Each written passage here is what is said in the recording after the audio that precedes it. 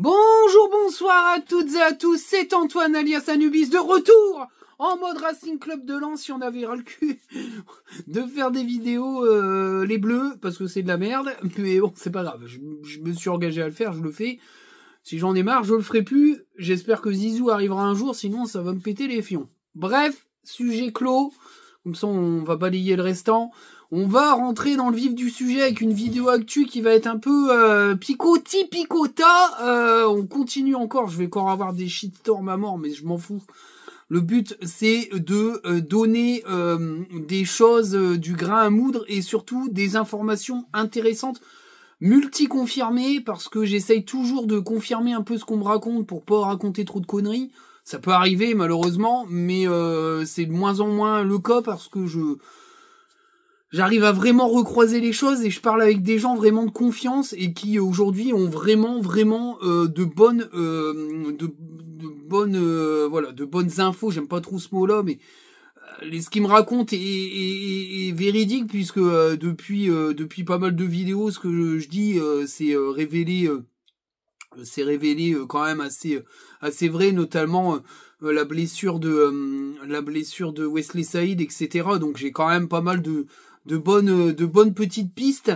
On va parler donc de cette actualité qui est une actualité un peu multifactorielle et qui mélange un petit peu passé, présent, futur.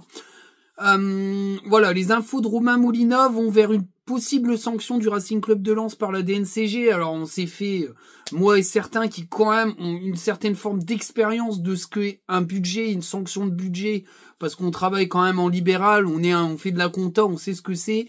On s'est fait rabrouer par le FC, on fait des leçons mais on n'y connaît rien juste parce que on écrit des belles phrases avec des beaux mots les uns après les autres, mais en fait au final on n'a aucune connaissance. Les mecs se reconnaîtront parce que c'est toujours les mêmes qui viennent dire vous avez tort, vous racontez des conneries. Au final, ce qu'on a dit, moi, pas mal de gars, dont l'expat, comme d'autres gars aussi, je pense à Seth Warner, que malheureusement, quand on fait un budget avec une grosse partie entamée, puisqu'il n'y a pas de qualification européenne et que t'arrives pas à vendre les deux gars, ben ton budget, il est bancal et il se fait retoquer par la DNCG dès les rendez-vous du mois de décembre. Ça va pas tarder à tomber, il y aura sûrement un encadrement de la masse salariale, voire une interdiction de recruter s'il n'y a pas de vente, c'est-à-dire ça sera vente obligatoire pour recruter. Il y a de grandes chances que ça arrive, même si c'est dans une moindre proportion que l'Olympique Lyonnais qui va se faire exploser à coups de bazooka, mais en même temps c'était totalement prévisible, même si ce qu'ils ont fait leur ont permis de se qualifier en Europe. C'était quand même jeter une pièce en l'air et attendre qu'elle tombe sur pile ou face pour savoir s'ils allaient se faire viander. Ils ont trop dépensé au mercato d'hiver dernier avec des promesses de vente totalement pharaoniques et irréalisables. Nous, c'était quand même beaucoup plus light. Il n'y avait pas non plus des milliards d'euros de vente à prévoir, entre 50 et 60 millions d'euros de vente. C'était largement gérable sur deux mercatos. Le problème, c'est que Danso et El Ainaoui ont pas été vendus. Alors Danso, pour des raisons de contre-visite médicale. El Ainaoui, c'est un petit peu plus complexe que ça. Bien sûr, il y avait sa blessure au genou, mais il y a également le fait que l'entourage du joueur a été extrêmement gourmand. C'est les retours que j'en ai eu du côté de Lens, mais aussi du côté de pas mal de suiveurs de Monaco, notamment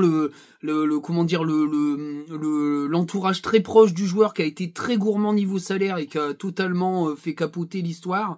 Le joueur a du mal à revenir psychologiquement, non pas de sa blessure, mais de son non-transfert, et il n'est pas forcément à 100% dans sa tête lensois. Danso, c'est pareil, les retours, c'est que à mon avis, s'il part cet hiver, ça sera à un prix très très bas, parce que comme il y a toujours une forme de doute par rapport un potentiel souci cardiaque, même s'il serait réglé, les clubs vont en profiter pour faire baisser le prix à fond, mais et Lens sera obligé de le vendre à moindre prix. Ils prendront pas le risque de pas le vendre, donc il y a de très grandes chances de voir Danso partir cet hiver. Peut-être El Ainaoui si il se décide à être moins gourmand, enfin en tout cas pas lui, mais son entourage. Et puis bien sûr, Kodir Kouzanov, qui est extrêmement suivi, notamment en Angleterre, mais aussi par le Paris Saint-Germain. C'est une réalité. Alors Marseille, ils s'aligneront jamais sur les sous demandés par Lens, et surtout Lens ne vendra jamais un concurrent direct. Vendre au PSG, c'est pas un concurrent direct, vendre à Marseille, je pense que ça sera soit l'Angleterre, soit le Paris Saint-Germain, s'il viendrait à partir, sachant que le joueur est extrêmement pas forcément chaud pour partir, il est bien ici, et il préférerait finir la saison à Lens et voir l'été prochain. Le problème aujourd'hui, et c'est un peu d'actualité, c'est qu'il va falloir vendre. Alors l'article de La Voix du Nord, bon, il y a rien de neuf sous les cocotiers, hein, ils nous disent ce qu'ils nous ont dit il y a quelques semaines, c'est-à-dire que Lens recherche un piston droit et un attaquant. Le souci aujourd'hui, c'est que ça va être très compliqué d'acheter sans vendre, et de toute façon, ils ne pourront peut-être pas le faire légalement, c'est-à-dire qu'ils sont obligés de vendre pour acheter par rapport aux décisions de la DNCG. Przemysław Frankowski, il a une toute petite blessure, il sera absent un petit peu, je pense pas qu'il sera là face à Marseille. Mais en tout cas, le but, c'est d'éviter qu'il nous claque une Machado, parce qu'il est au bout du rouleau. Le joueur, il est extrêmement fatigué et extrêmement atteint physiquement, et il y a que le jeune Pouilly pour le remplacer, sachant que Aguilar n'est pas là et que Jimmy Cabot. Alors Jimmy Cabot, j'y reviendrai après. Alors je vais pas trop rentrer dans les détails pour éviter de me faire fumer, mais je veux quand même en parler. J'en parlerai après, mais en tout cas, il y a personne derrière Przemysław Frankowski, et on l'a vu l'année dernière, Machado, il a explosé en vol assez rapidement, parce que ce sont deux internationaux qui sont quand même fortement utilisés par leur sélection. Et malheureusement, sans backup derrière, c'est un peu compliqué. Alors, cette saison, on voit que comme il y a Chavez derrière Machado, c'est un peu plus facile, même si Machado a été un petit peu blessé, il l'a quand même été beaucoup moins que la saison dernière. Mais Frankowski, il y a personne derrière, et Pouilly, c'est extrêmement tendre. Même si on va commencer à affronter des équipes un peu plus prenables, alors attention, je mets entre guillemets, parce que on nous a vendu Nantes comme étant une facilité déconcertante, alors qu'on a gagné à l'arrache et qu'on était mené 2-1 ou 2 je sais plus, 2-1, ouais, enfin bref. Enfin voilà, c'est compliqué quand même de se dire que tu vas enfoncer les équipes de bas de tableau si t'as du mal à gagner face à Nantes. Donc je dis ça entre guillemets, mais ça serait plus facile de le lancer sur ce type de match. Je pense qu'il sera pas...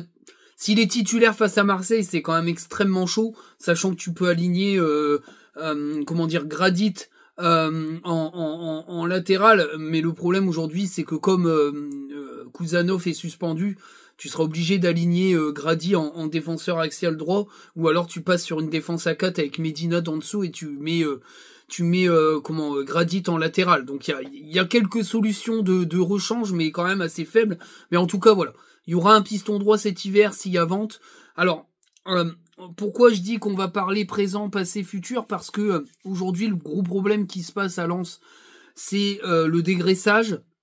On sait aujourd'hui qu'il va y avoir un trou. Il y a une possibilité, je le dis, ça c'est les infos qui me sont revenues, que Joseph Ogourlian pourrait être obligé de remettre au pot. Ça ne le satisfait pas du tout. Il est extrêmement la colère de cette situation, parce que il en veut beaucoup à l'ancienne direction de l'avoir mis dans cette situation-là.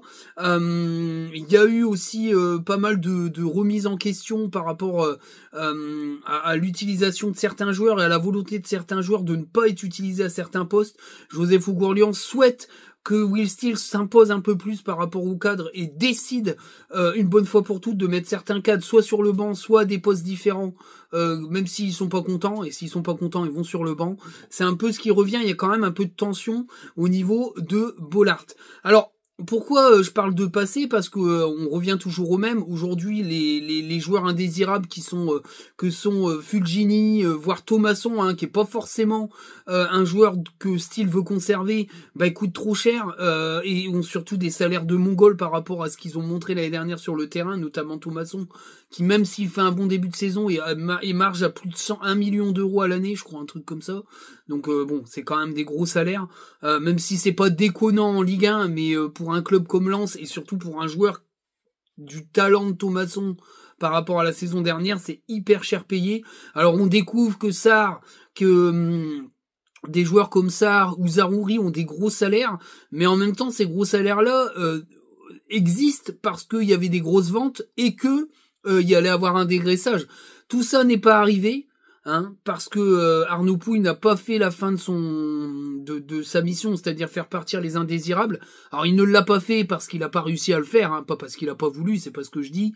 Et je maintiens corps et âme que Monsieur Pouille était présent avant son licenciement pour finaliser ces dossiers-là. La communication officielle du club est claire, nette et précise, et ça m'a été encore une fois confirmé par des gens qui sont autour du club, qu'il a été bien présent, qu'il a bien reçu certains joueurs, dont Fulgini, même certains cadres, bon je les citerai pas parce que ça va foutre le bordel, mais il y a des cadres qui ont été reçus et dont on a dit qu'ils allaient beaucoup moins jouer, voire même qu'ils pouvaient partir s'ils le souhaitaient, ils n'ont pas voulu partir. En tout cas, voilà, ça a été. Il a essayé de compléter sa mission, mais il n'a pas réussi parce qu'elle était déjà vouée à l'échec dès le départ, puisque ces joueurs-là sont surpayés et sont intransférables au vu de la taille de leur salaire. Cette problématique de recrutement cet hiver, elle fait aussi face au présent, c'est-à-dire aujourd'hui, il y a 2 jeunes qui ont été contractualisés, c'est-à-dire Diliwidi et Ryan Fofana. Ce qui se dit vraiment, et ce que je redis, c'est que dans le club, en tout cas, Will Steele souhaite les intégrer totalement à l'effectif premier, à l'équipe première, pardon.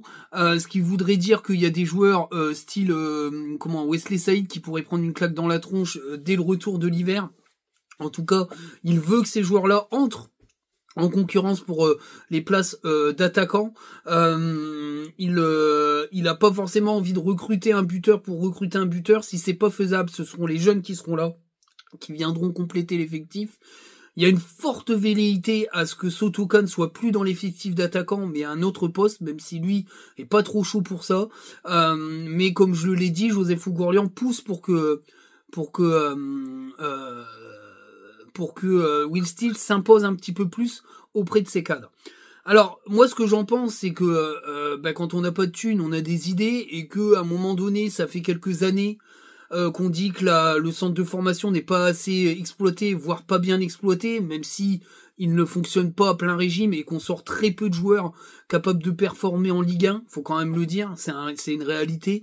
Maintenant, je pense que Diliwidi et Ryan Fofana sont de très très bons joueurs avec un excellent potentiel qui peuvent, sur des matchs avec des équipes beaucoup moins compliquées à gérer que des gros benets du championnat, pourraient pouvoir un peu s'émanciper, et puis surtout la Coupe de France dès le mois de décembre, on verra contre qui on tombera, en espérant une petite équipe pour voir ces petits jeunes-là peut-être montrer le bout de leur nez, hein. Je sais pas si ça sera les deux, mais en tout cas il y en aura un des deux qui sera au moins sur le banc, voire titulaire. Mais voilà, c'est clairement une bonne chose pour moi. Je pense qu'il faut passer ce cap-là, le cap du centre de formation, pour essayer d'intégrer des jeunes et essayer de faire quelques économies en transfert, voire en salaire, parce que c'est des jeunes, ils touchent pas des salaires mirobolants, mais en tout cas voilà, moi je trouve que c'est une bonne piste pour essayer d'effacer un peu l'ardoise des 2 dernières saisons où c'est un peu parti en couille au niveau financier, mais en tout cas voilà, moi j'aime bien l'idée. Maintenant faut voir si ça tient la route au niveau talent, mais Diliwidi et Ryan Fofana c'est plutôt bon. Tom Pouilly il fait ses preuves, quand il retourne en N3 il est performant, une passe décisive, un but, c'est un joueur très intéressant qui va faire son trou en équipe première, mais il faut donner le temps à ces jeunes là de s'installer en tout cas. Alors je voulais revenir sur Jimmy Cabot. Alors les retours que j'en ai eus, c'est des retours médicaux. Alors je n'ai pas le droit de trahir le secret médical, surtout en plus lié à ma profession, mais je peux d'ores et déjà vous dire qu'il y a 90% de chances que Jimmy Cabot ne remette plus jamais le maillot lensois en tant que joueur professionnel. Voilà, il y a une énorme couille à l'opération, j'en dirai pas de plus, mais en tout cas le joueur il s'en sort pas. Et voilà, la com du club elle essaye d'être bénigne, mais en tout cas voilà, moi les retours que j'en ai, c'est que c'est foutu. Voilà. Et qu'il reviendra pas, et que voilà. Bon, après, on peut pas rompre un contrat d'un joueur, surtout qu'en plus, la couille qu'il y a eu, il y est pour rien, donc voilà. On n'en donnera pas de plus, mais en tout cas, voilà. Cabot, c'est risque d'être extrêmement compliqué pour un retour en professionnel. Parce que voilà, quand il y a une grosse couille de ce type-là au niveau opératoire, intervention, c'est quand même assez compliqué de pouvoir s'en sortir. Surtout que ça engendre une inflammation chronique. Hein, et ça, bon, je trahis aucun secret médical puisque ça a été dit à plusieurs reprises. Et pareil, c'est par style, il a une inflammation chronique qui a pour genèse une couille au niveau de l'opération et qui fait que voilà, c'est pas traitable en l'état et ça lui permettra pas de pouvoir jouer au très haut niveau. Donc Cabot, à mon avis, il faudra faire une croix dessus, mais il sera toujours dans l'effectif jusqu'à la fin de son contrat. Voilà, c'est comme ça que ça se passe malheureusement. C'est le football et puis c'est normal parce que le mec il peut pas grand chose, donc voilà. C'est un peu l'information que je voulais dire. Maintenant, je suis assez circonspect quand même sur la gestion du cas Steele. Je trouve que il est pas forcément aidé par les circonstances, mais il est pas non plus aidé par l'atmosphère ambiante encore un peu nostalgique de Hayes. Alors ça me fait un peu rire parce que quand je vois l'intervention de Hayes sur l'article de l'équipe où il parle de l'usure mentale, etc., il ne cite jamais le blaze du club dans lequel il a eu sa seule et unique expérience en tant que coach de l'équipe première. Je parle pas de Lorient. Hein. Lorient, il n'y a aucune expérience. Il a joué 2 matchs en tant que coach remplaçant là, et il ne cite jamais le blaze. Moi, je trouve ça irrespectueux au possible. Surtout qu'en plus, c'est pour envoyer des ondes négatives. Enfin voilà, si t'étais usé, mon gars, fallait partir dès la fin du championnat et pas faire une année en sachant que t'en pouvais plus et que t'étais usé parce que c'est pas fait pour tout le monde d'être coach d'une équipe première de Ligue 1. Mais en tout cas, voilà, j'ai pas trouvé ça classe. Mais en même temps, plus ça va, plus je trouve que la manière dont il a d'aborder sa période lensoise est extrêmement particulière. Très euphorique, dithyrambique quand il a été coach chez nous et je trouve assez éloigné, distancié, voire même peut-être dans une forme de recul négatif par rapport à son expérience lensoise. Ça me laisse un peu sur ma faim. Bref, c'est du foot. En même temps, les mecs, il y a plus aucune y a plus aucune reconnaissance historique d'un passage dans un club. C'est fini tout ça. Moi, aujourd'hui, ça me fait ni chaud ni froid qu'un joueur parle d'un club parce que des fois, il l'oublie totalement. Donc voilà. Bref, c'est pas étonnant. Ça fait pas de lui un mec pire ou meilleur que les autres. C'est un mec du céral du foot. Voilà. On en a fait un dieu ultime comment dire, aux vertus, aux valeurs extraordinaires. Il est pas mieux que tous les autres acteurs du foot. C'est comme ça, mais en tout cas, c'est assez marrant de le voir en live dans des articles où enfin voilà, Lens n'existe même pas dans sa bouche et il prononce même pas le nom du club. Moi ça me choque un petit peu, mais en même temps, ça me fait un peu rire. Donc voilà un petit peu les news. Alors je referai une vidéo actu après la conférence de presse du match face à Marseille. Vous donner un petit sentiment, c'est que ça va être un match compliqué, c'est que Will Steele va devoir trancher dans le vif, Enzola sera de retour, il y aura pas Kuzanov. Est-ce que c'est pas le moment d'essayer un Zaroury Enzola ou voir un Enzola pardon. Excusez-moi, un Enzola, Rémi Labo-Lascari, même si je le trouve extrêmement limité avec Zaroury derrière, mais en tout cas, exfiltrer Sotoko d'une place d'attaquant pour le placer en piston, pour essayer de gérer, pour au moins garder la défense à 3. Je pense pas qu'il va continuer avec une défense à 4. Je pense qu'il fait avec les moyens du bord et les moyens du moment.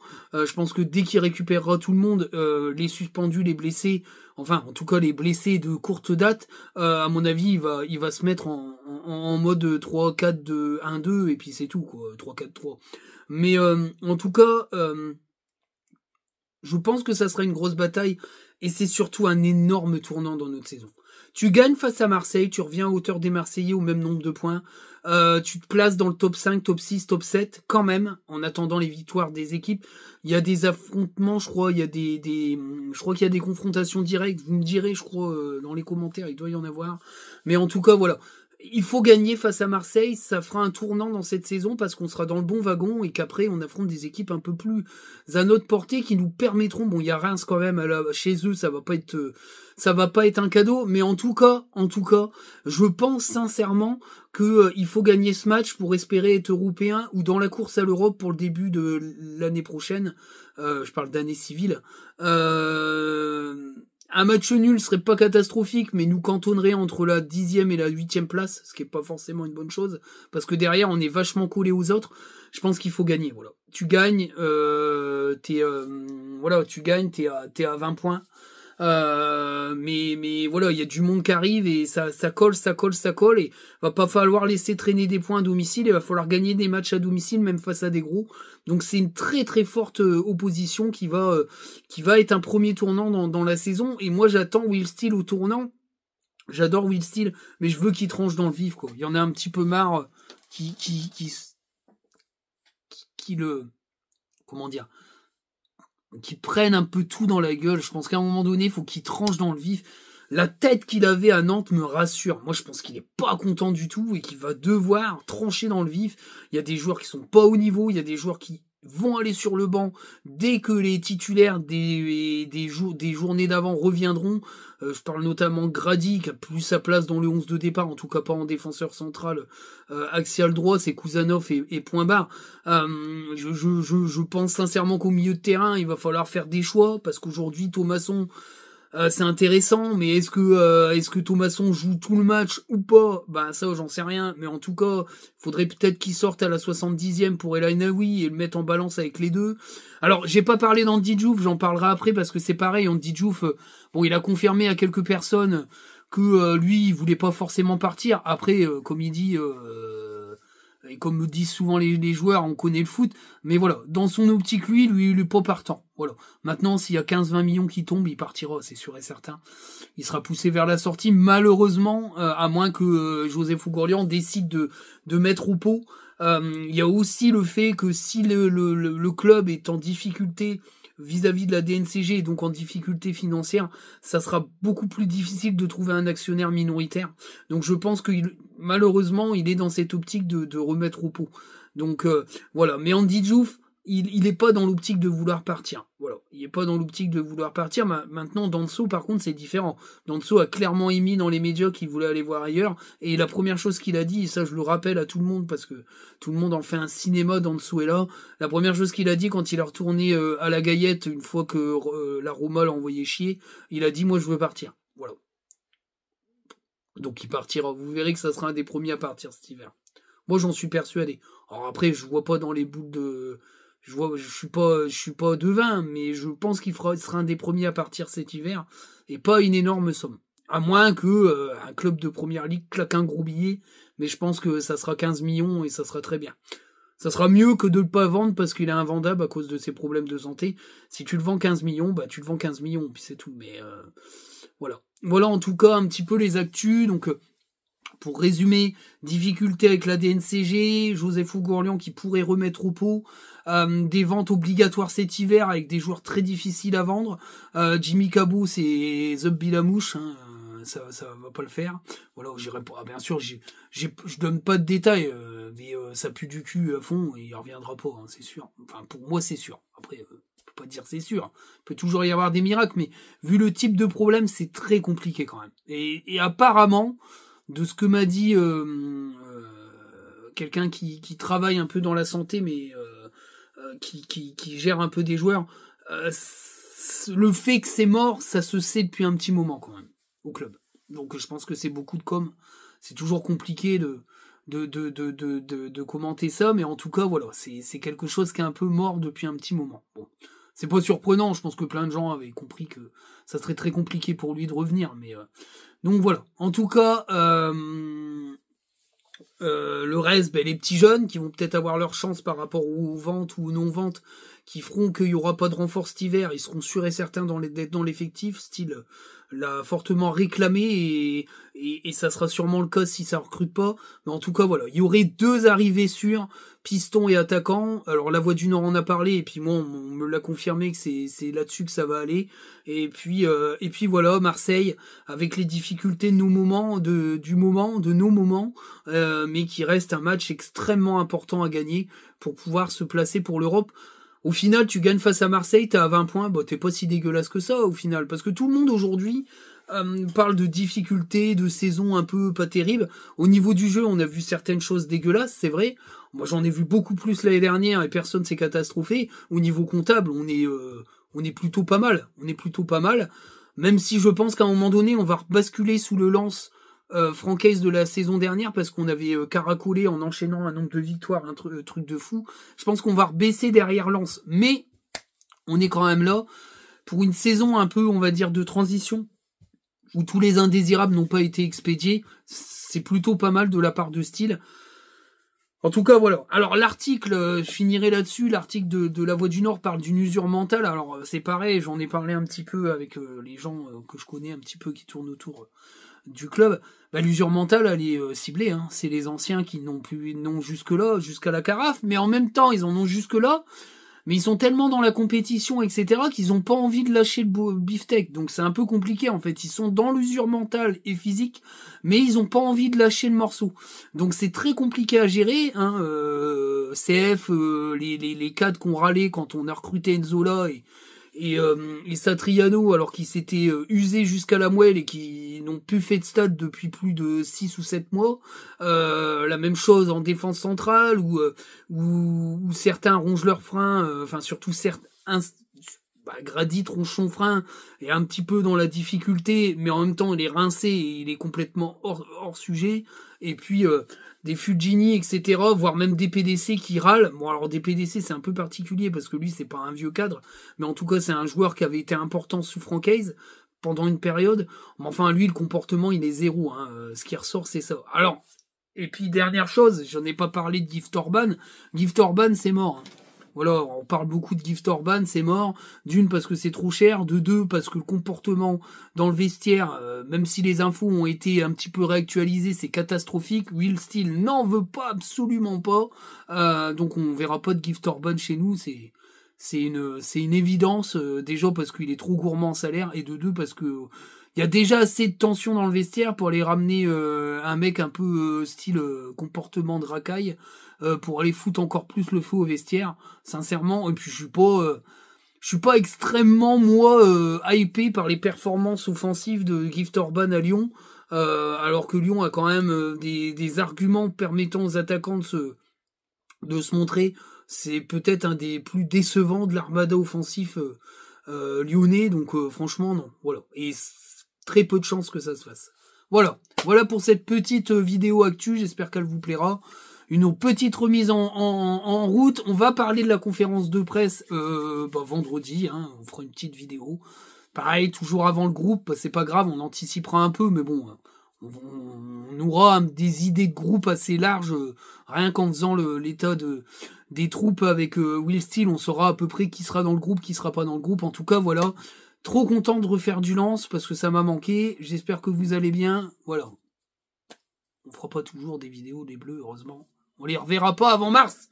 Ciao les Bleus. Et bonjour à Lens. Allez Lens. Vive Lens. Et vivement samedi, putain. Bollard me manque déjà. C'est un truc de fou. Ciao les amis.